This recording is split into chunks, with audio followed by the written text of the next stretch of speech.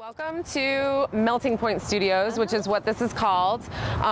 It is a pretty old building. Meryl Patak, a silversmith, welder, and neon artist, often describes herself as a huge outer space nerd. Her work relies on her own personal narrative and the concept of universal connection. I do multimedia art, a lot of different mediums. I use steel, organics, found objects, jewelry, all sorts of metals, and experimental processes, as well as neon. I try to combine them all together. She uses neon here, but she also uses wood, metal, and real roses. Her connection-themed artwork becomes a shining, glowing centerpiece of the gallery representing her. Neon is a commercial medium used for advertising, so it's interesting when it's used in an artistic context because it's almost as if the artist is advertising their ideas. It gets a lot of attention. Attention. Artists love attention. Meryl's most recent work, New Moon, connects silver, wood, and neon. She makes artwork that is not only unique, but also useful. Useful because it kind of shows the collector that it can be used in like a living room or in any practical place where you might want shelving. And then also, I just love the metal detail and the texture of the metal along the moons as you go. And unique because neon art is obviously very different from paintings and photography. Neon is somewhat sculptural as well as an illuminated medium, and so it definitely has its own uniqueness and originality to it. Meryl's work is professional both in its quality and materials. It's also remarkable for expressing emotion by combining images with letters and words. For two reasons I chose to use the words. Number one, because of its direct translation from advertising and commercial applications, and also because words are the hardest thing to do in neon and to get them right. We got lucky. We got to see Meryl in action and her work in its process. While you're bending on a paper pattern, but it has a metal screen so it protects it from burning, so it doesn't catch the paper on fire.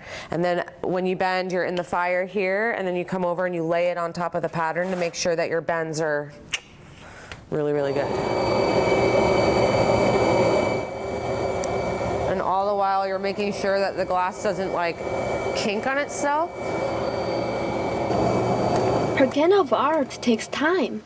The best effects are achieved through repetition, patience, and adaptation. And here you have a cursive H. Super small and cute. When I tried to learn some of her processes, I understood a little bit how Meryl feels when she is working. Away from the crack. So pull out. Oh. There you go. There is a sense of focus and calm. There is also a deep sense of satisfaction, especially when you get something right. Exactly, like you're rolling a cigarette or a joint or something. Yep. There you go. That's a good puff. I thought the whole thing was so satisfying and so intriguing. I began to wonder more about Meryl. Like, who showed Meryl how to do this? Who sparked her imagination? Who lit her neon torch? Her teacher, Kokainen, is also a neon artist. He's been using neon in fine art for over 20 years. Well, I love her artwork.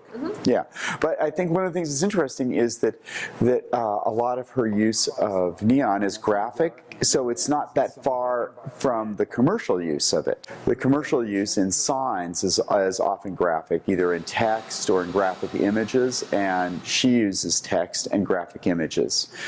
Meryl isn't the first artist to work in neon, and she doesn't just work in neon. In fact, she connects many materials together. She's what you might call a mixed media pop artist. One great example of this style is her piece, Journey. Journey, it's phonetic spelling for journey, and it's spelled out for you right there, but it's obscured at the same time. People whose native language is English don't know journey to be spelled this way, and they are forced to sound it out and spend a little bit more time with that word, and it makes it an intimate experience for them with the piece. A little test tube of light from our huge outer space nerd.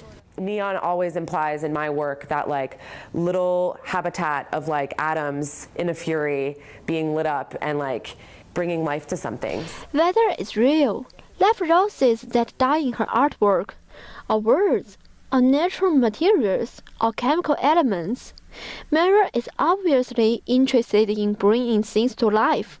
And like our life, the journey begins down a long tube. And at the end of that tube is a little bit of light.